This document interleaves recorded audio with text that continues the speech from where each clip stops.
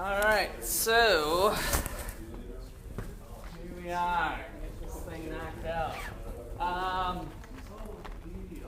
Does anybody have any questions before we start? All right, so we left off with a rational expectation. And so the thought here is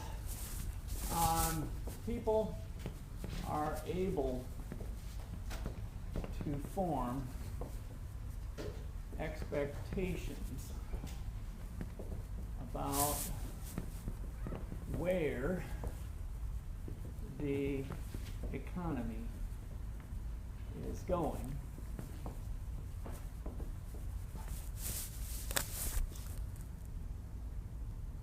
And then maybe more important to that is the and part we're going to put on. So they can form an expectation and act on that expectation.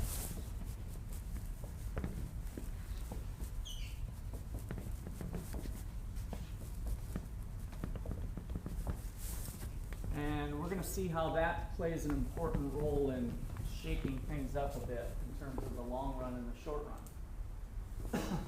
So let's draw a long run equilibrium for the economy. So the current state of the economy is always given by the intersection of the short run aggregate supply and aggregate demand. Where the economy is headed is the intersection of the aggregate demand and the long run aggregate supply curve.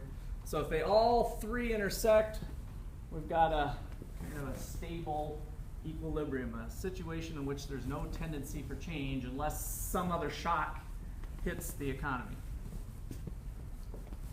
All right, so let's just give ourselves a nice little starting place of a price level of 100. Real GDP is at its potential.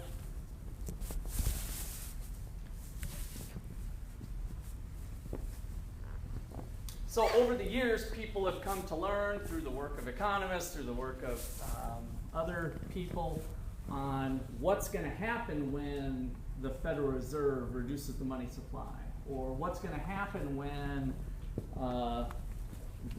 Obama passes a new program of some sort and increases weapons in order to battle North Korea. So we start to be able to digest that information, and so we form a rational expectation by taking all the available information and using it and kind of processing it. And again, even though we don't all have the skills to process that information and make predictions, we have access to experts who do. And so we read the Wall Street Journal, we read other things and kind of learn what people think is going to happen.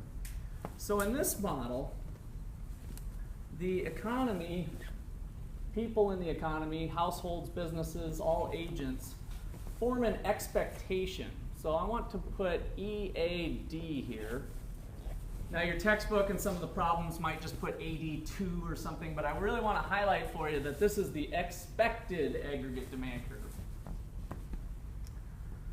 So the story we told before was that, let's say the economy is at point A, the economy would tend to move to point B, holding nominal resource prices fixed. A little extra note that I don't think I gave yet. We might have in a previous chapter, but we can also say money. So nominal wage and money wage are the same thing. So your textbook uses the word money and nominal. They use them both, but those are the same thing. So the current terms, money and nominal, use those two things interchangeably. So holding resource prices fixed, we move to point B. Then eventually resource prices catch up to output prices, and maybe we move to point C. That was the story that we told in the previous chapter.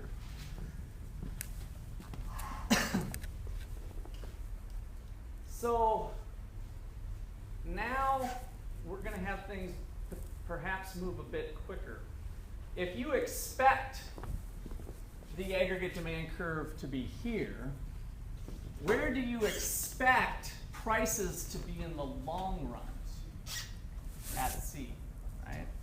So you expect the economy to be here, and so in the long run, you expect the price level to jump to 105, 5% worth of inflation. And so in response to that, you more quickly ask for a pay to keep up with the expected price increase, right? So you're acting on your expectations.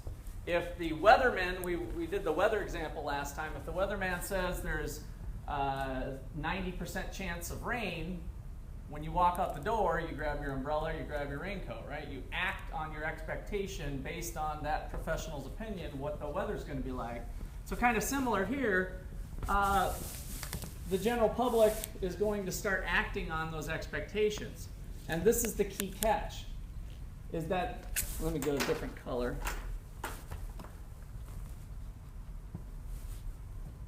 Based on that expectation, they're going to ask for the higher pay. So as they're negotiating, maybe even contracts out into the future, we're going to start forming expectations about what we think inflation is going to be, and they start to get it. Now, the interesting thing here is that we didn't necessarily have a change in the actual aggregate demand curve yet. In fact, when Obama or Congress says, we're going to do a new policy, does that money go out the door the next day? A $50 million increase in weapons spending or something like that? Does that go out the next day, do you think? No. There's a process that it goes through, and maybe over the course of 3 to 6 to 9 months, who knows, it could even be longer. They can be long-term contracts. It eventually goes out the door. So if the public was right, and the actual AD1 ends up equaling or meeting their expectations, instead of the economy tracking from A to B to C, conceptually we went straight from A to C, right? So all of this stuff is happening much more quickly rather than that story of the lag times with rational expectations. So this was the work of Robert Lucas back in the 1970s, and he just recently, within the last few years, got the Nobel Prize in economics for this type of work that he did with some other colleagues. Now, there's kind of a problem here. What do we see happening to real GDP over time? What did this line look like? Is this a straight line, or it's got ups and downs, right? Kind of wiggles around in the short run. We're not getting any wiggling. We're moving straight from A to C.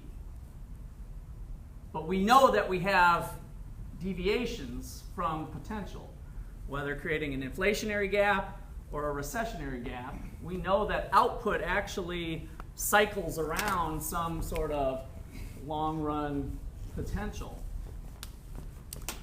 So, how do we get fluctuations?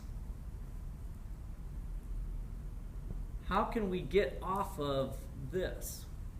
You're talking about that kind of bow out, whichever way it was, rather than going from A to B to C, more so kind of curving out. Is that what you're talking about? No, because that could be a little bit of jockeying back and forth, and you're right, there could be a little wiggle room along the way as both move. But I'm thinking of something different.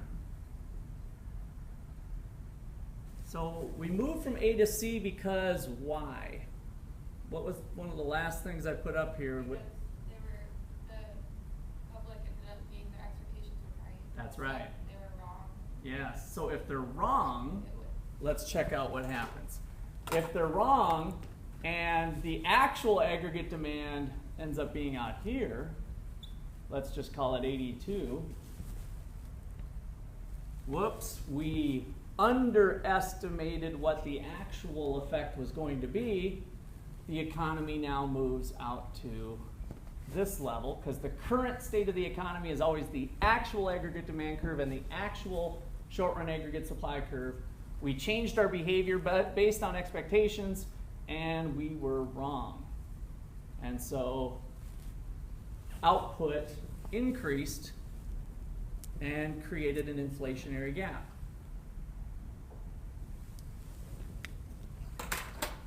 We might have overshot. We might have overshot our estimate, and the actual aggregate demand ended up being AD3. The actual state of the economy in the short run is always the actual aggregate demand curve and the short run aggregate supply curve, giving us a new equilibrium point here with a recessionary gap at Y3. So the big breakthrough that Robert Lucas brought to the table was that fluctuations in the economy, the ups and downs of the economy, so to speak, come from unanticipated changes in the economy, in the government policy or in monetary policy. So that's one of our key findings with rational expectations. So with rational expectations,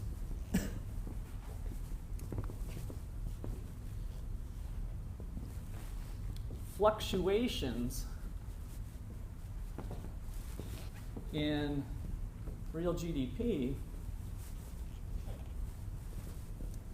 stem from unanticipated or unexpected, I'll put that in parentheses, unexpected.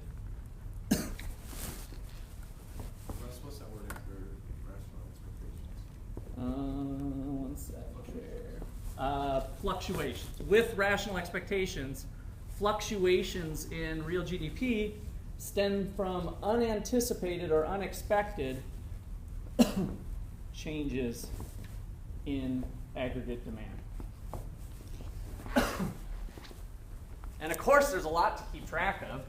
We had international effects, what's happening with the foreign price level, what's happening with foreign incomes, global crisis, monetary, exchange rates, you name it. I mean, there's a lot of stuff, of course, to keep track with. But at the end of the day, you get some economists together and people will have some different expectations, but we come to expect a certain level, and then something might shock us, and we don't get what we expected. Okay, so that is one of the keys. I'd say key number 2 that we get out of this. I told you that one of the big debates in macroeconomics is the length of time between the short run and the long run. We just made that time frame a lot shorter. So the story that we told before, that something happens in the economy, prices at Walmart go up, but then it takes a while for resource prices to adjust, and how long is the long run? Keynes said in the long run we're all dead. Well, maybe we're not all dead, especially with information transfer that we have today. Imagine that compared to 1936, where people got their information from a newspaper or whatever. Now all of this stuff is in our face all the time. The information flow that goes on today has got to be at least 100-fold, if not 1,000-fold, compared to 1936. And so that is a key result here that we get in the big debate of short run versus long run. So key number 2 is that the short run and the long run gap closes much quicker.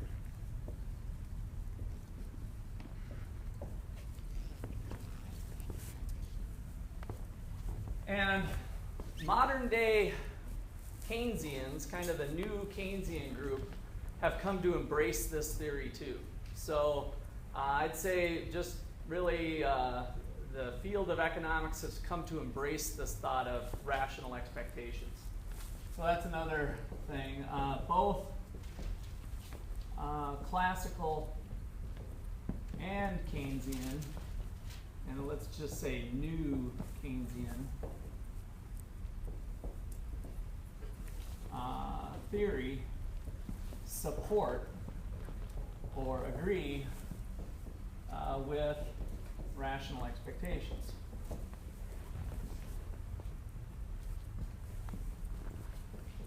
The big but that comes in from the new Keynesians would say that there still exists some rigidities in the resource prices. So we have long-term contracts that we talked about in a different chapter with commercial rents, for instance. If you're a commercial company, you might have a long-term contract in the form of a lease or something, a 5-year obligation. Wage contracts can go out 5 years or longer. So there's still, so the big but here would be to say, but there still exists wage rigidities, or let me just say wage / resource price rigidity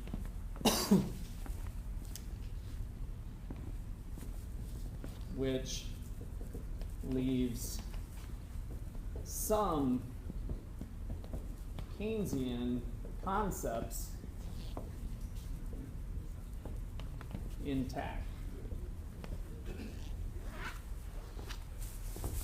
So they basically said, well, wait a second. Yeah, this is kind of cool, but it doesn't explain everything, and I think there's still a tendency for resource prices to lag behind. So for example, long-term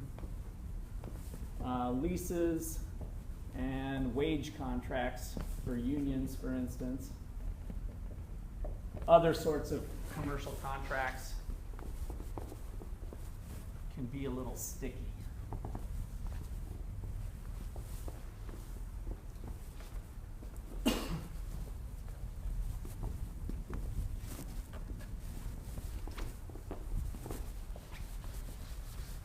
All right, so now I want to bring this rational expectations theory back in line to kind of close the circle for the Phillips curve.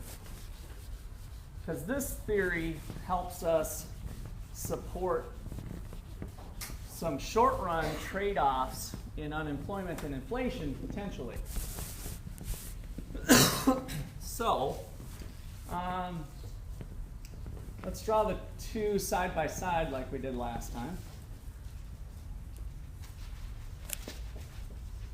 The goods market in a long-run equilibrium.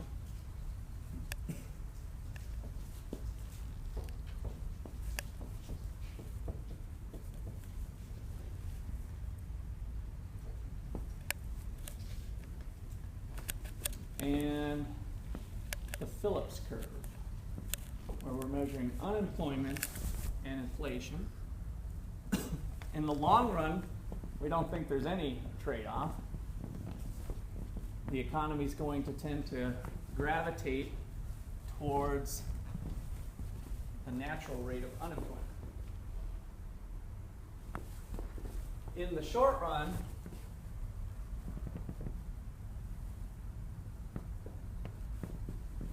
there might be this trade-off. And these two things intersect at the expected level of inflation. These are key points here, the anchoring points to drawing this graph. Expected inflation and the natural rate. So highlight that. Those are the two things that anchor this model down. Similar to how this anchors the goods market down with potential. Okay, so where did this expectation come from? Well, now we can bring in rational expectations. So if the expected level of aggregate demand is there,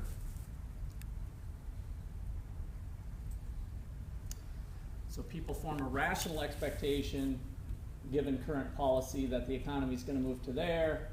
They start to act on their expectation, and it shifts the short-run aggregate supply curve up to that level.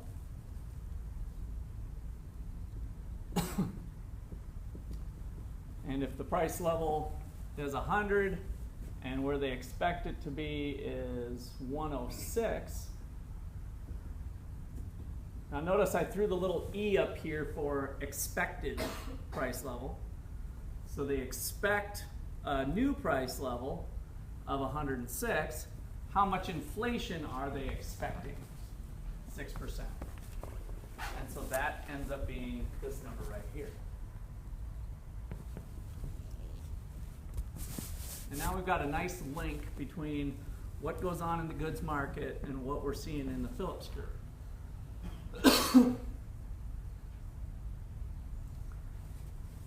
If the economy has underestimated the actual level of aggregate demand, and I'm going to just leave this one a little short here. The actual level ends up shifting to the orange curve, so we've screwed up. We underestimated where the economy was going to go. The actual level of the price level ends up being 108.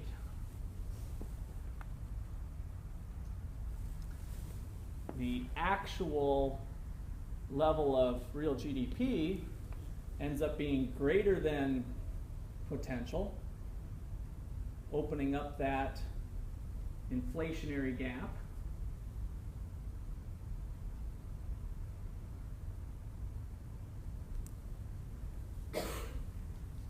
The actual rate of inflation was how much?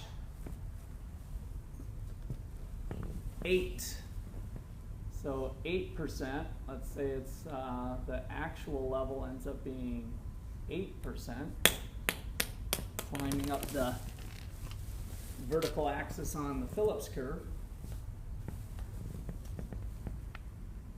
Going over to the short run Phillips curve and dropping down, we get that. Now, does that make sense? Unemployment is worse or better? Worse or better? Better, lower, okay? Does that make sense with what was going on over here? Yeah. So output went up, the economy's heating up, right? We've expanded output. In order to make that stuff, we need workers, so that makes sense that the unemployment came down. And now we've got ourselves a data point that starts to make sense with what we saw in that data when we started this off, that there's a potential trade-off between unemployment and inflation, right? Because now we're off that long run, and it kind of makes sense of where that trade-off might have come from. So this short-run Phillips curve was holding expectations at 6%. And now the economy goes through that process again. Well, where does it think aggregate demand curve is going to be next period? And so now they form a new, here's where we are currently, they form a new one. Let's just pretend that, well, let me not drive this too deep, but we, let's say we do an adaptive, well, I hate to bring back adaptive right off that, but we up our inflation expectation after we do another round of estimating, and we now expect next period to be something higher. Maybe we expect it to be, I don't know, 10%. Let me just make a number that doesn't seem like it works with all of these. In other words, we're ratcheting up our inflation expectation, causing the Phillips curve to shift up, which is where we ran last time. And I guess I didn't draw that very good, because if that was 10, let me just put it at 8. It doesn't hurt it. We don't have to get into the reasons why, but let's just say it's 8. That would be a more adaptive expectation. That's why I was hesitating doing that, maybe, but that's all right. Let's just leave it at that. The main thing I want you to see is the shift up in expectations, which tends to get us pushing up like what we saw in the 1970s. Okay, questions on that at all?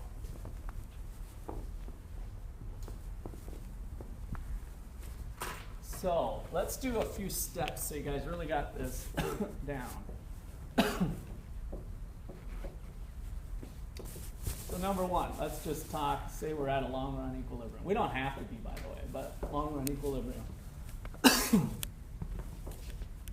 put not necessarily. Not necessary, but let's just say we're there. Following what we did over here. We form an expectation.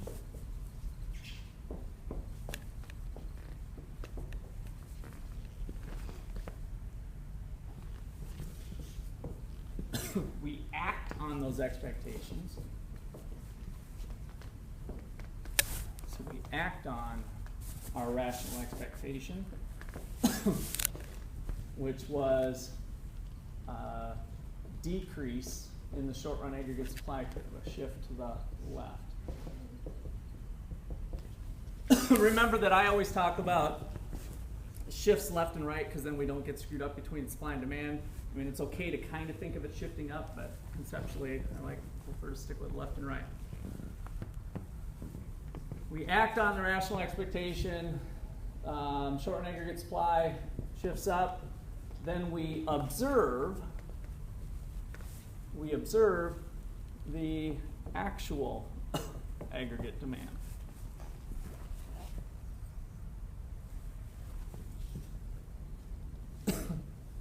And with the case we were working here, the expected aggregate demand was less than the actual, so we underestimated. We screwed up. We underestimated what was going to go on.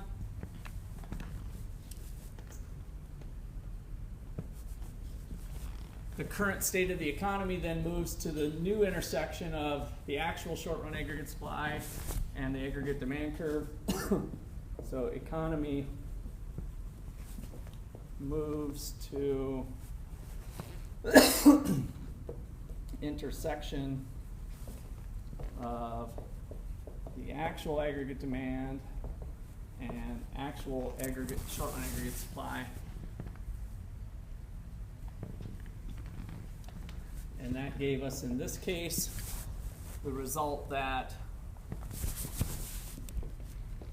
the price level was greater than what we expected.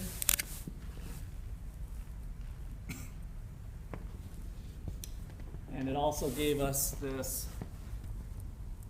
inflationary gap. The actual level of output was greater than potential, which is the inflationary gap.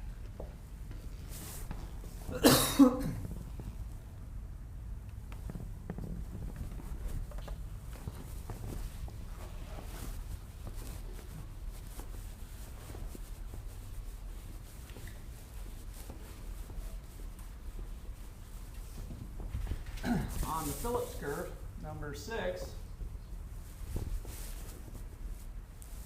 there was movement along the Phillips curve.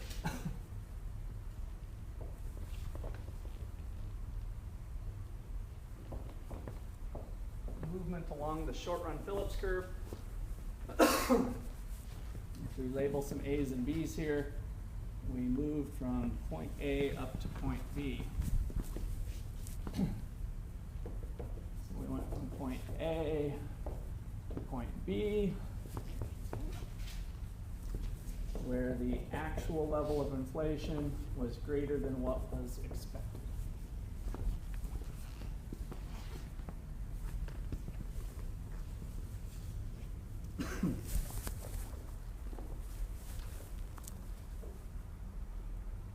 Okay. Questions on that one?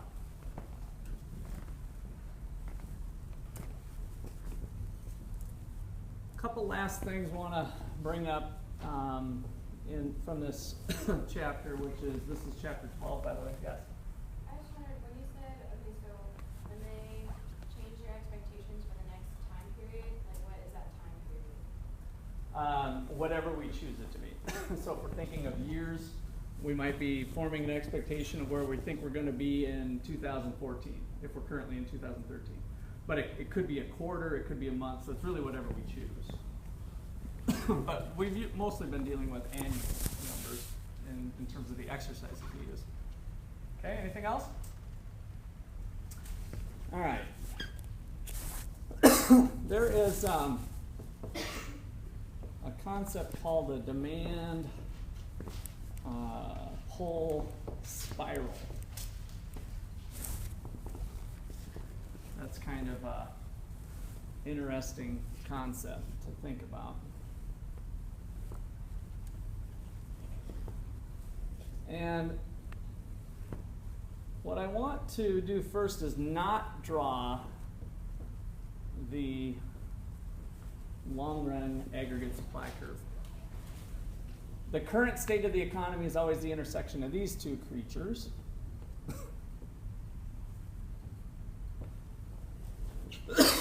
So there's where we're at.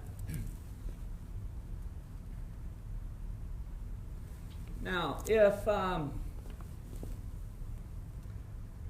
if resource prices start to go up, and we don't have the luxury right now of looking at the potential level for the economy. And by the way, do economists all agree on what the potential level of output is for the economy?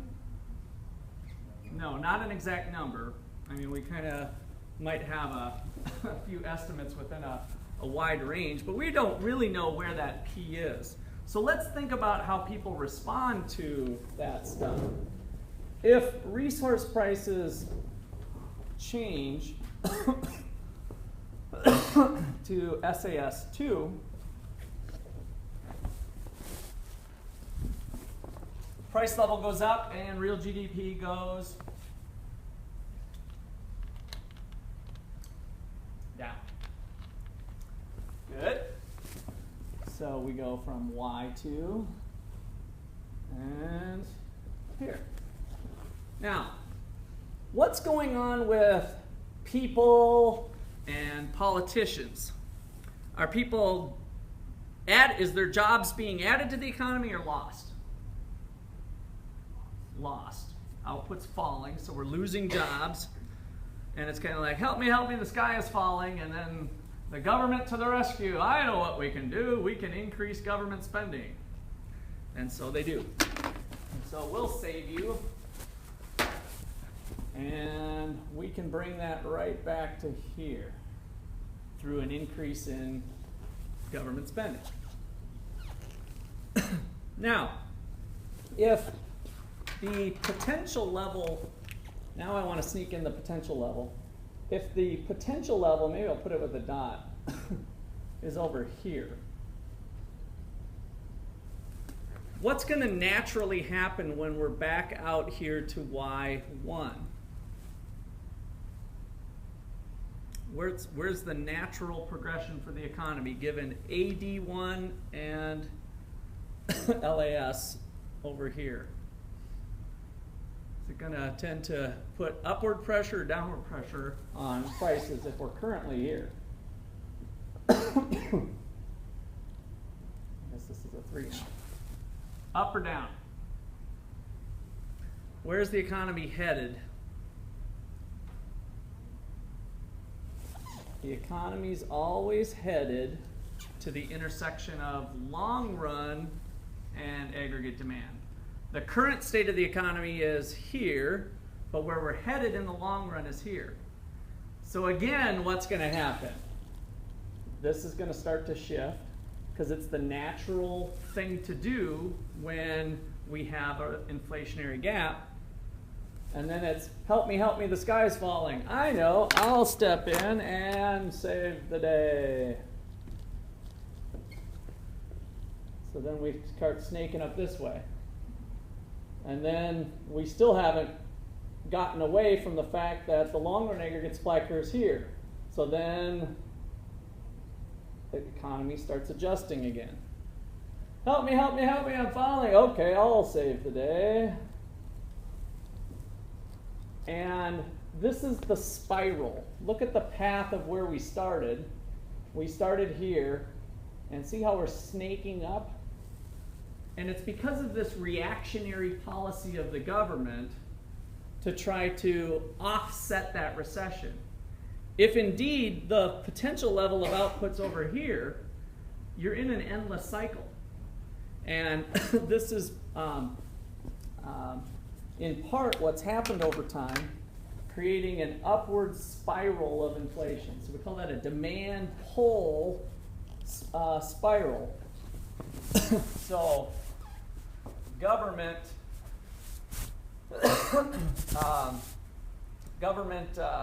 stimulus of some sort, could be monetary policy, by the way, too. Government stimulus pulls up inflation because of that reactionary nature to it.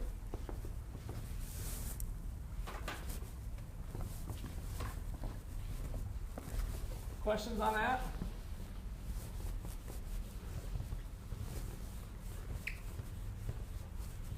All right, because people tend to fixate on what the status quo is, and it may not be the right place to go. Similarly, if we have aggregate demand and aggregate supply starting off here, but the potential level of the economy is over here, this might have been due to, in fact, I could maybe draw, you'll see a problem like this. So oil prices going up. So oil at, I don't know, $20 a barrel, oil at $80 a barrel. All right, so resource prices are going up, maybe due to OPEC, due to whatever's going on in the oil industry, causing upward pressure on prices. The government says, oh, I can step in and save the day with some increase in government spending. And if oil prices continue to rise or there's upward pressure, now here there'd be a pressure to deflate eventually, but this is called a cost push inflation. So cost push inflation. It's the cost of resources that are driving the inflation. It's kind of the initial charge, cost push.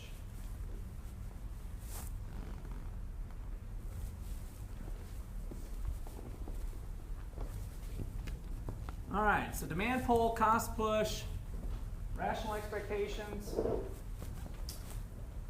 That's it. We're done.